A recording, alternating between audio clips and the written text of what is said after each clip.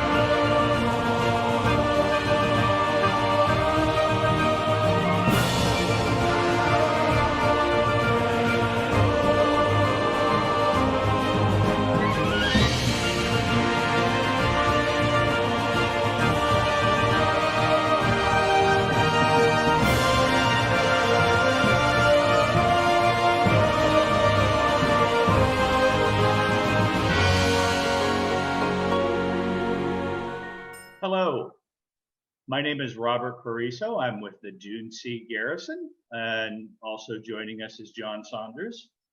Hello.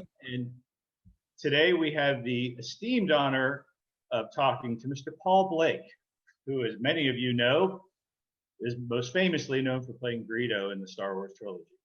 This is part of the 501st Legion's event of 1138, where we're celebrating 50 years of Lucasfilm.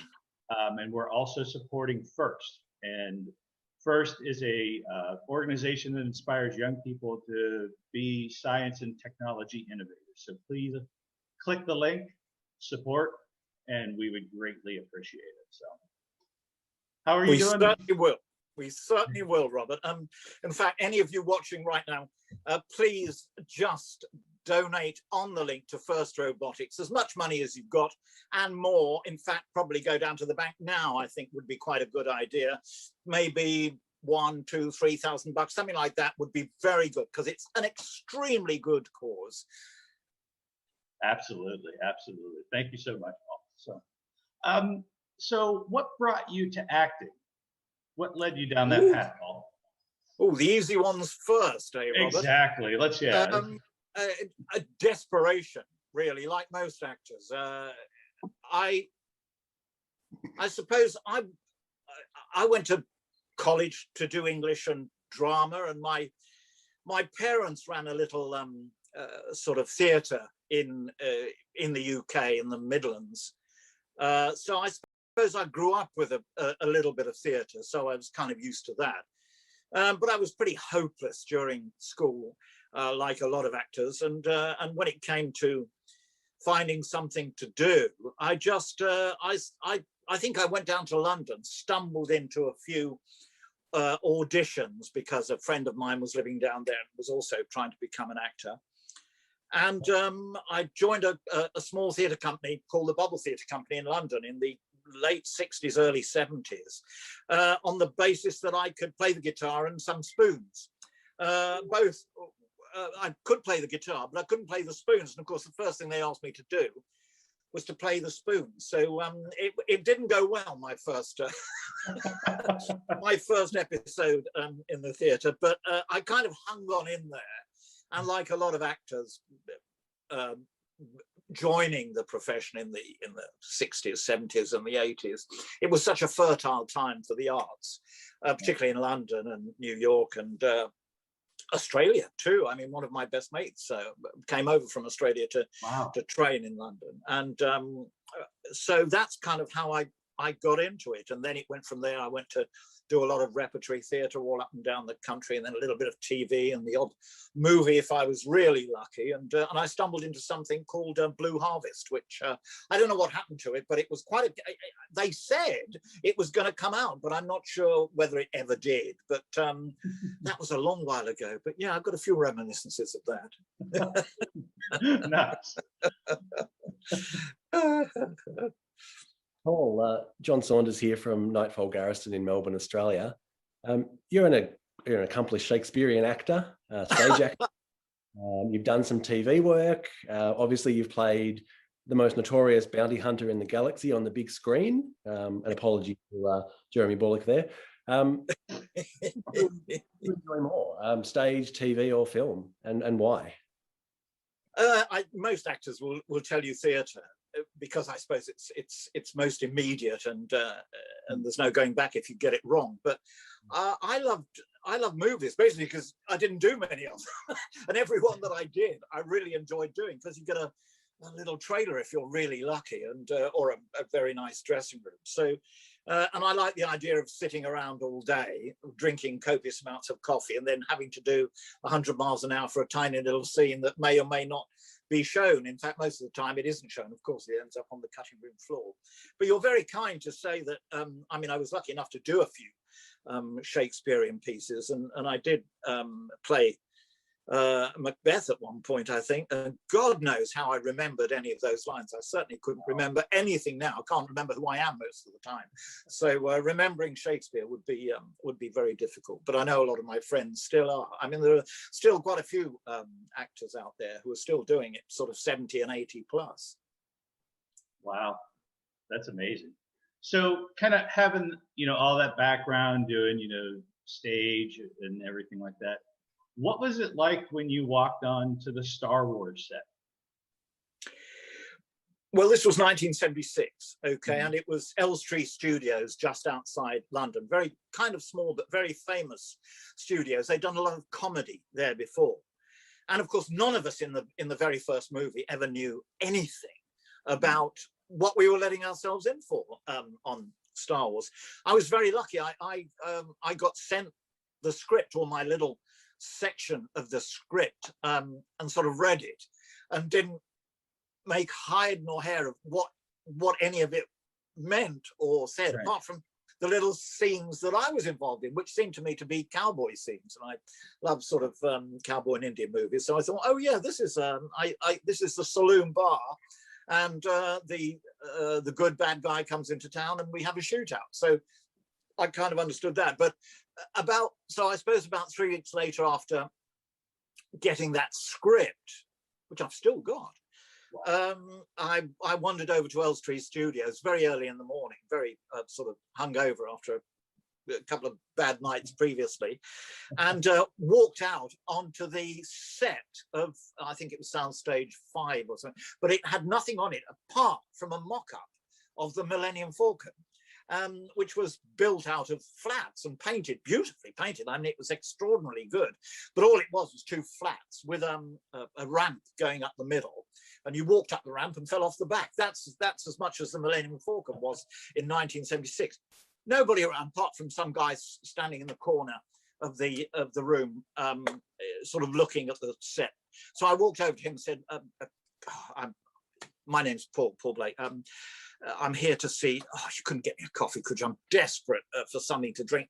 I've just come off the train. It's really early. I didn't have time to get any. And he went off and bought me a coffee. And I was drinking coffee and still chatting to him and said, do you know anything about this this sci-fi thing being recorded here. I said, I'm here to see somebody called George somebody or other. And he said, I'm George Lucas.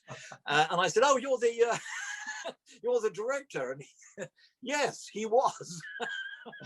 So that's how I found myself wandering out onto that very now. I mean, it's called the George Lucas soundstage now, so it's an incredibly famous building now, and it hosts a whole pile of famous TV shows over here in England. But that first morning walking out onto that was pretty something, because like everybody else at the time, we thought it was going to be some terrible B movie. Sure. We thought we were going to be an Attack of the Killer Tomatoes, so we weren't holding out much hope for the then Blue Harvest, the now Star Wars. But I think that swiftly changed once I walked out onto the set of the Cantina, which was altogether different. That was pretty cool. Paul, you mentioned that it felt like a bit of a Western, a good guy versus bad guy. Yeah. Obviously, that sort of drew you into the role a little bit there.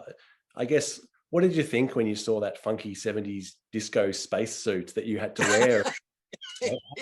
Well, I was lucky to get any costume whatsoever. I mean, Jeremy had to virtually fit into his Boba Fett costume. That's how he got the job. If he fitted the costume, he got the job. Fortunately, he did. I had no costume at the point I did the interview, but then about a week later, I was called over to do what was called a life cast of your head. From neck upwards, and I thought, oh, this could be interesting. So in those days, you sat in a chair and they stuck plaster of Paris all over your face, a couple of straws up your nose while it set, and if you were lucky, a little plastic kind of solution on your face to prevent it sticking to your face. And so it was pretty claustrophobic. And I thought, this is exciting. So had that done for about an hour, and then they did the back as well and stuck the two bits together. And off I go. Didn't hear anything more until about 3 weeks later, when I eventually got the final script and a rehearsal schedule, to which I duly turned up to. And in my dressing room, there was this piece of rubber hanging off a coat hanger, which I sort of turned around, and it looked like a bird's eye pea, basically. But it was Greedo's head, and with the spikes, and as you see him in the movie. And so I thought, oh, right, that's me. Is it okay? And the costume, again, I think Stuart Freeborn had come up with a thing that not sure whether this is entirely true, but I heard that he'd had to do so many aliens by that point when it came to doing Greedo, that he really didn't know what to do. But the night before he had a deadline for Greedo, he saw an advert for bird's eye peas, and the peas were bouncing in the advert. And that's where he got the idea for Greedo's head, a green bouncing pea with spikes. So that's how I think Greedo came about. But the costume I was kind of relieved about, really, because it was very lightweight.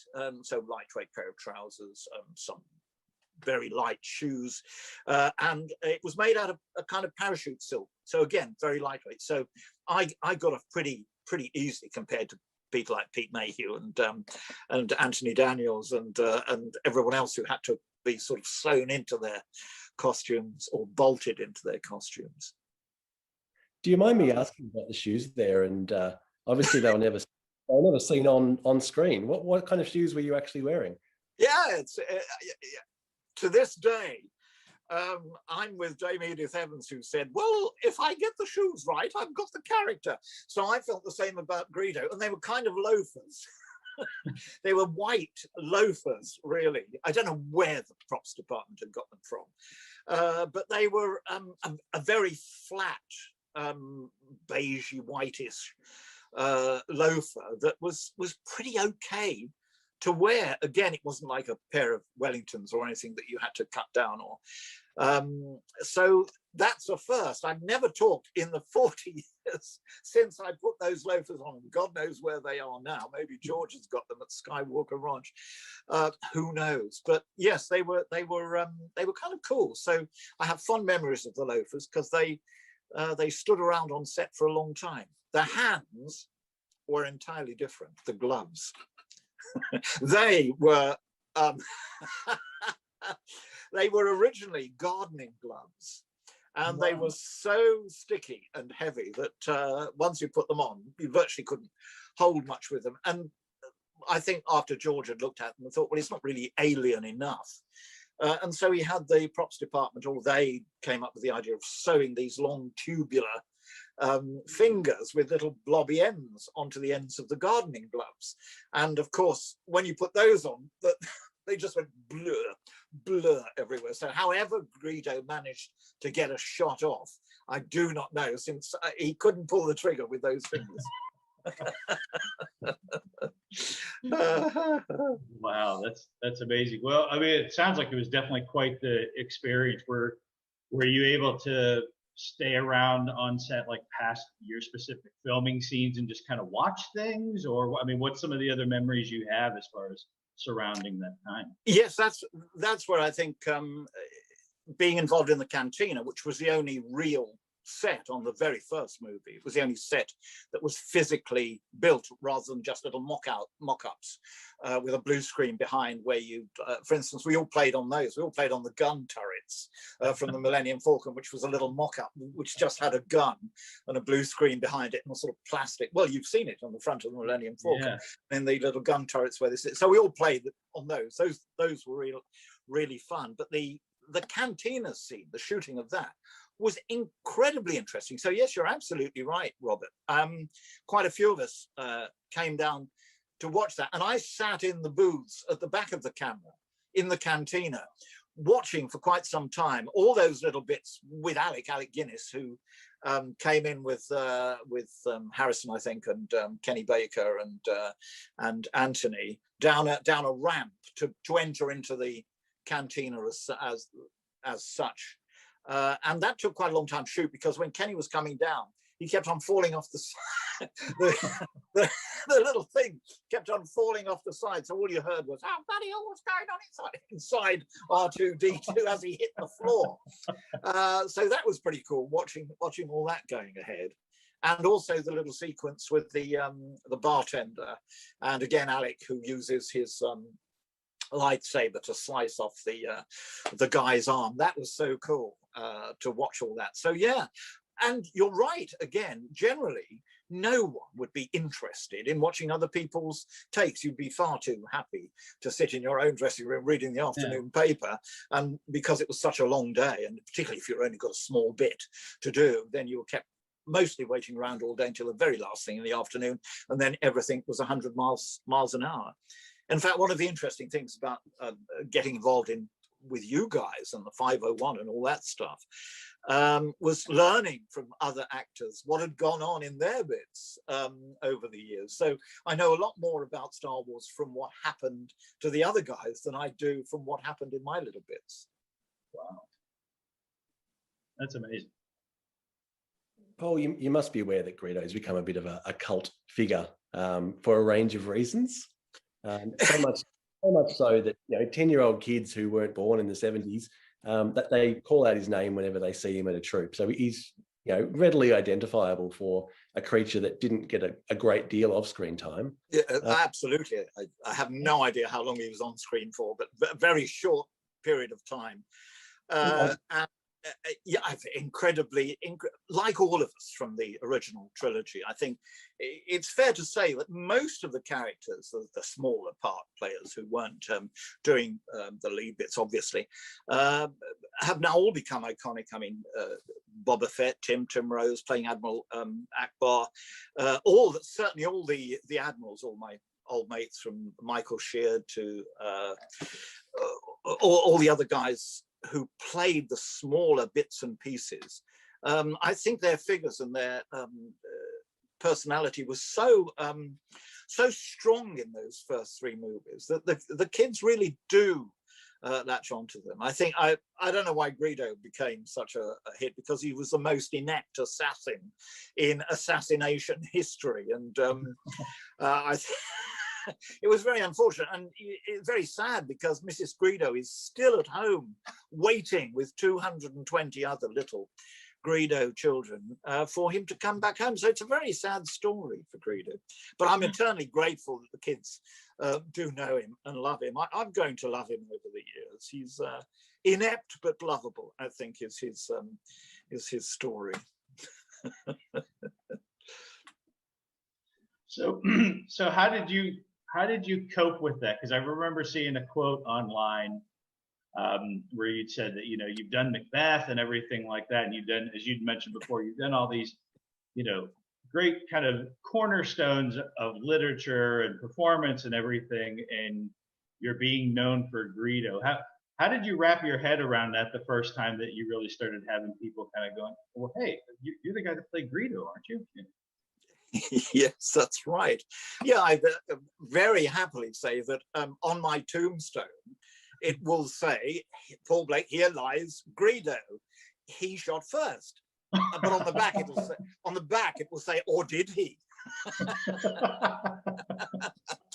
So, and I mean, for years, I think I was arrogantly saying, yeah, but for God's sake, I played Stanislavski, I've done Shakespeare, I've done thousands of plays in the UK, I've been all over the world, I've toured, etc., etc., etc. But when you realize what a huge impact that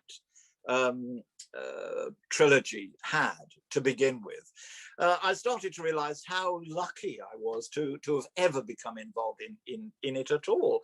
And now I'm eternally grateful that the best thing possibly I'll be remembered for is being Greedo, because it's a tremendous honor to have been involved in all those early movies. Everybody else will tell you the same thing who were involved in those early films, as much as they hated it at the time, and we did hate it, couldn't wait to get home most of the time.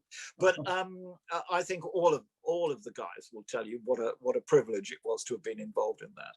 And nobody knew that it was going to be a success at all, apart from George. George knew. He had every faith in it. I mean, he had to, but yeah. Apart from that, he was steadfast, and thank God he was, because it became hugely successful, as you know, and one of the great movies now. So it's a great privilege. And the one thing that supports that is that obviously over the years we've all had to sign a lot of autographs and strange things, body parts, etc. So I won't go into that in too much detail. However, I did find myself with Richard Le Parmentier once in the States somewhere. And he was Admiral Motti, Richard, delightful guy, very rude, incredibly funny. And we were old friends, and we were doing a tour in the States somewhere, and we got asked to go to a place, a bar and restaurant, which was very famous because it had been mentioned by Klinger in MASH as his favorite favorite bar. And yeah, I can't remember it to this day, but anyway, we went and they were charming to us, and they had these little ceramic hot dogs which they asked us to sign. So we duly signed these ceramic hot dogs, and there they appeared in a little cabinet on the wall. And Richard's and my hot dog were in a cabinet next to Humphrey Bogart's hot dog. Oh wow! So that's pretty cool, I think, to have ended up in Klinger's bar in a place in the States. So that's how iconic Star Wars became, and for our little bits and pieces in it, how lucky we were to have been involved in all that. Yeah. Wow. So now I have no problems with my tombstone saying "Here lies Greedo." That's perfectly okay. That's awesome. So what are some of the other projects that you've been involved in? I mean, you know, I kind of obviously looked a little bit at your IMDb and things like that, but it's kind of what other things have kind of stood out to you over time? Oh God! Well, it would have to be the theatre, because I did so few movies. I mean, I did a few when I first started as a young actor, but I think as the way it went, I just found myself. I mean, I toured all over the world, doing lots of plays with a company from London, and those times, I think, gave me the sort of the wanderlust to work in other countries, and that I really enjoyed. I worked in Singapore, in Hong Kong, in the Bahamas, in Hawaii, and doing that, I think it gave me that that desire to carry on traveling, which is why I love to do conventions now. But yeah, I mean, I did a lot of stuff. I did some West End things which were pretty cool. I was in the Brothers Karamazov, which was in town. I did a show for a famous company in the West End called Vanity, which was great fun. So I really did find myself involved in a lot of theatre. And when you're doing that, and in those days, when I was younger, I suppose movies came up very seldom for the young actors in those days. And I was asked round about after we finished doing Star Wars, I think, which was about 1978 or round about the beginning of the 80s, I was asked to go to the States to do some stuff, but I turned it down because I was still involved in doing lots of stuff in London and really enjoying it. So I suppose looking back on it, had I had I traveled to the States, maybe I could have had a better film career. But having stayed in the UK, I never stopped working, which in those days for an actor was the goal. As long as you worked, you were doing pretty well. And fortunately, I never had to do anything else. So I always made a living from acting, which was pretty cool, considering it involved 40 years worth of work. So that was very lucky. Now it's different. Now, sod that. Yeah. Sure. Yeah, give me fame any day. Sure. Yeah. Yes. Great. Well, and I think, John, you do the Greedo costume for the detachment in the Legion, correct? Yeah, I've got a Greedo costume. Have worn it, many times, and I know the pain of the hands and the mask that you were talking about, Paul, and the breathing issues and the lens foggings. Did you have those as well on set? Oh yeah, well, fortunately on set I could take the head off whenever, because it was only later that I thought that original scene, the very famous scene, I thought that was going to be cut immediately. So all my bits I thought were going to be the bits that eventually did it. I think they did end up in the special edition. Because it's the bit where Jabba is walking and Jabba is the actor, Declan Holland. So I thought that was going to be all my bits. I didn't pay any attention at all to the now really famous scene.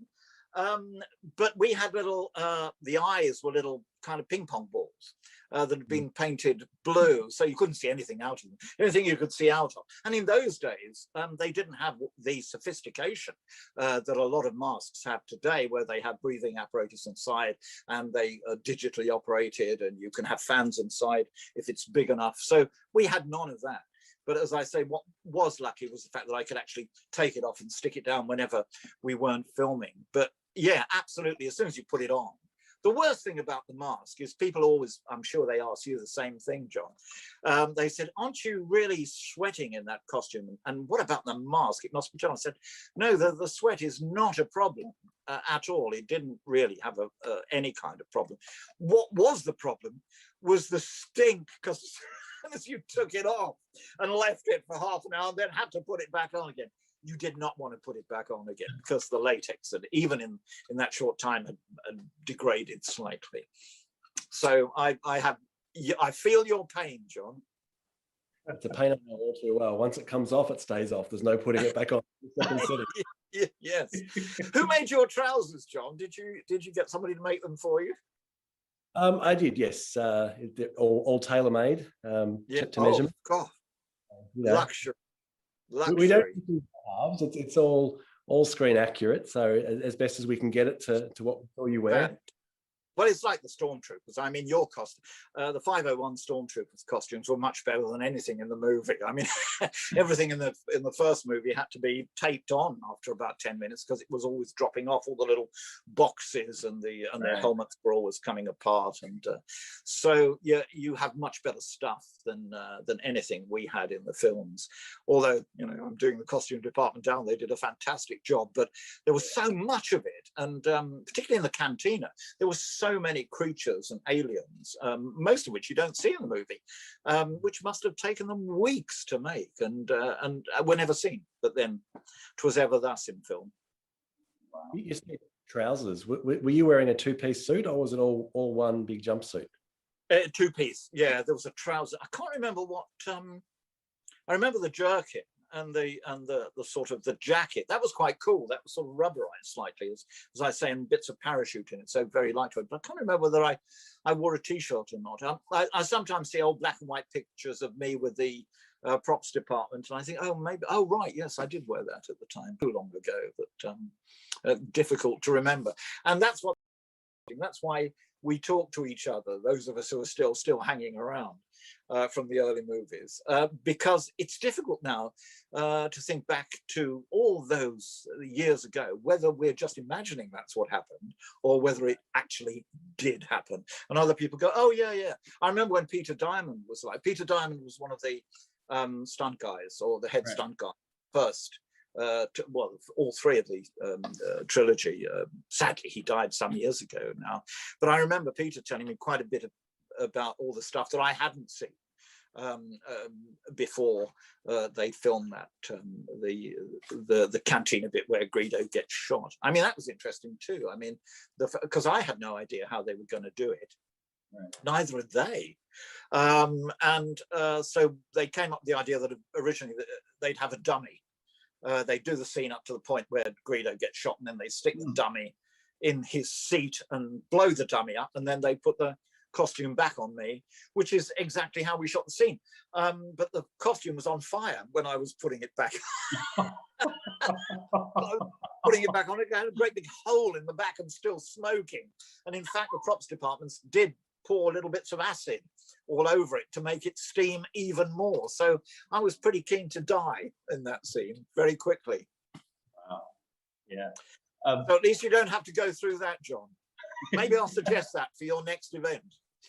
I was going to say, you know, there's going to be a lot of 501st people, besides obviously all the people that will be watching this that might be getting ideas now, and all of a sudden that might become a discussion topic. Oh, we've got to put acid on it. So John, guess what? You got to start smoking. You know. Screen accurate, not that screen accurate.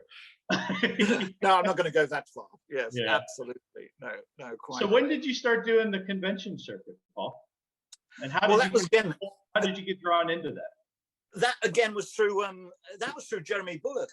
I've known Jeremy for years and years and years, and we'd done a play together. We were touring a play in, I think we were in the Far East somewhere, and one night we were both backstage, and he said, you were in Star Wars, weren't you, Paul? And I said, yeah. I said, you were too, weren't you, Jem? And he said, yeah, I did a bit. He said, why don't you do conventions? And I said, what's a convention? So that's how Jeremy got me involved to begin with, a long while ago. And I got invited to do something up in North London by some promoters over here. And that's how it all started. Thank heavens. Thank you, Hasbro. Absolutely. I can imagine it must have been quite the surprise whenever you walked out to your table and saw all those people with Greedo figures and everything. Extraordinary. I mean, and don't forget, really prior to Star Wars, autographs used to be signed by people at stage doors. Or if you were very lucky, if you were a big movie star, mostly, then your publicity agents would sign things on their behalf. And that was the end of it. So to actually come across somebody giving you some cash for it and queuing up as far as the eye could see, it was an extraordinary thing, and bringing all kinds of little bits and pieces. So yes, that was truly amazing. I mean, particularly when they started arriving with the figures, and you had no idea who the figures were or who made them originally. And over the years, I've collected one or two of those myself. I really like the figures. They're really cool now. In the early days, not so cool, but much sought after now, of course. Right. No, that's amazing. So were you able to kind of reconnect via the convention circuit with a lot of the actors, like you mentioned, Jeremy and Richard Lepardamente? Oh, waiting. see some fellow colleagues that you haven't seen in years, that sort of thing? Or Yeah, did you guys... exactly that, Robert. And that's what's so cool about it, is that it's a big party for us. It's such a privilege to go and meet the guys and see who's still alive.